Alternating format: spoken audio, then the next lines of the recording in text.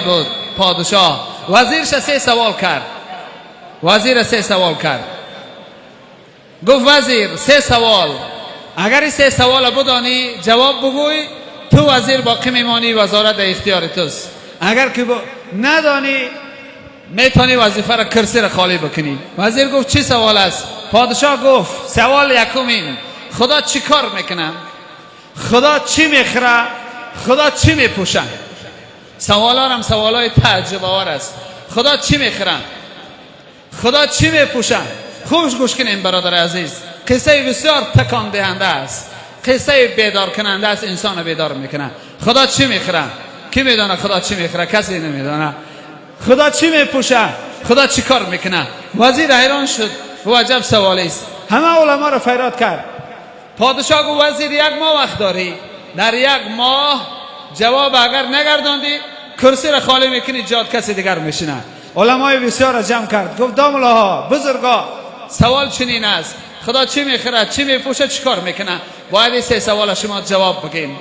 علما میگن وزیر چنین سوالی در یک جای نآمده است که خدا چی میخره، کدام نماد طعام میخره، کدام نماد آب مینوشه. نآمده است، خدا نیاز به اینا نداره. و پوشاک خدا را در هیچ جا نآمده است که چی متریال، چی پوشاک، چی نمود. و کار خدا را ما نمیدانیم که خدا چی کار میکنه. خدا همه کار میتونه کرده، اما که تو میگی الحال چی کار میکنه، ما نمیدانیم چی کار میکنه.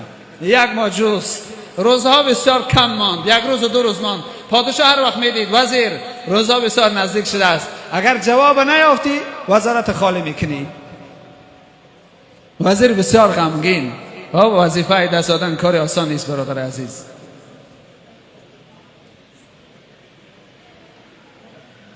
یک روز وزیر داخل قصر میشید. خوب گوش کنین برادر عزیز، شاید یادتان بمانه، شاید ایماناتان در تکان بشوند. وزیر داخل قصر میشید. یک غلام سیاه پوستی در سر رش ایستاد. نگاه کرد که وزیر بسیار زیق است. گفت جناب وزیر چرا زیق هستین شما؟ گفت آلی بعضا ما کس به نظر نمیگیریم، یک نفری را به نظر نمیگیریم که پیش خدا همون بلند است برادر عزیز. یک نفر ما و شما قدر نمیکنیم، پس میشماریم، شاید روز قیامت پیش ما برای بهشت. گفت تو غلام به کار ما چی؟ تو به کار ما کارگیری چی؟ تو مسائل ما را نفهمی، چی کار داری به من؟ غلام گفت که جناب وزیر بگو، شاید که خدا از کارساز اما سبب هست، شاید که به واسطه من. گفت به واسطه تا هرگز حل نمیشه، به تشویش باش. نظرش نگرفت.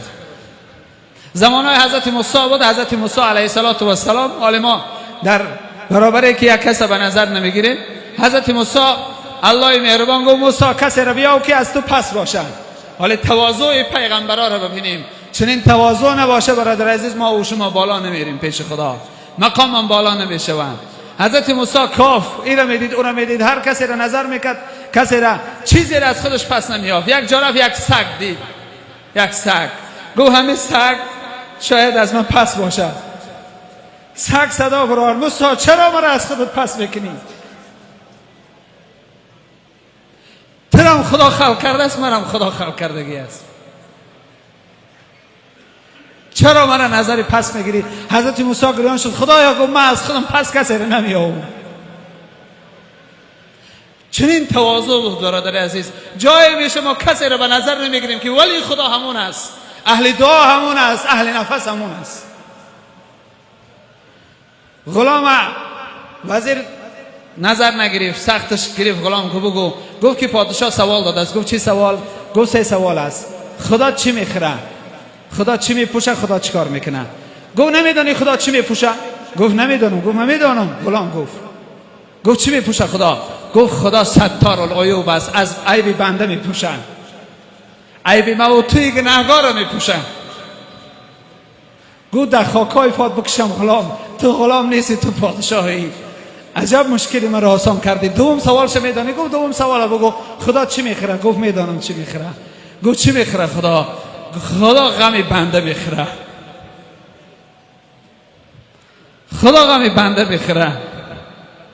بنده من چرا از من دور هستی؟ خدا غمی میخوره که چرا بنده من از درگاه من دور است، چرا بنده من گناهگار است، گناه میکنه. بنده من تو را دوست میدارم. حدیث قدسی است این لک محب فبحق کل محبا. بنده من تو را دوست میدارم. خدا میگه همه ما او شماره یا ابن آدم این لک محب، من تو را دوست میدارم. تو را قسم می تو مرا دوست بدار. خدا میگه مرا دوست بدار، من تو را دوست میدارم. چرا تو مرا دوست میداری؟ تو را مرا دوست بدار. خدا غمی بنده میخوره که بنده چیبه از راه خدا دور شده است. غلام میگه که سوال دوم چنین است. وزیر خرسند میشه میگه سوال سوم، میگه سوال سوم پیش پادشاه میگیم. خوب میگه دست وزیر میگیره میبره پیش پادشاه. پادشاه چیکار کرده؟ میگه دو تا یافتم یا اینجا جواب میگیم. پادشاه میگه وزیر بیس کی یافت؟ غلام جواب گفت اتاق برین پوشاکار ایواز کنین بعد بیین سوم جواب بگین.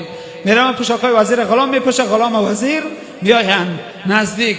پادشاه میگه بیس وزیر. غلام بالای تخت وزیر برا میگراید. میگه جناب وزیر، میگه بای میدونی خدا چیکار میکنه؟ میگه نمیدونم. میگه خدا را کارش نمیبینی در یک لحظه وزیر غلام میکنه غلام وزیر. این کار خدا است. این شب برادر عزیز خدا ما و شما را چنین امکانیت داده است. صدا میزنه ابن آدم انی لک محب، فرزند آدم تو را دوست میدارم و به حق کل محبا، تو را مرا دوست بدار. این شب دست بالا که بگو خدایا من تو را دوست میدارم. من آمدم با تو صلح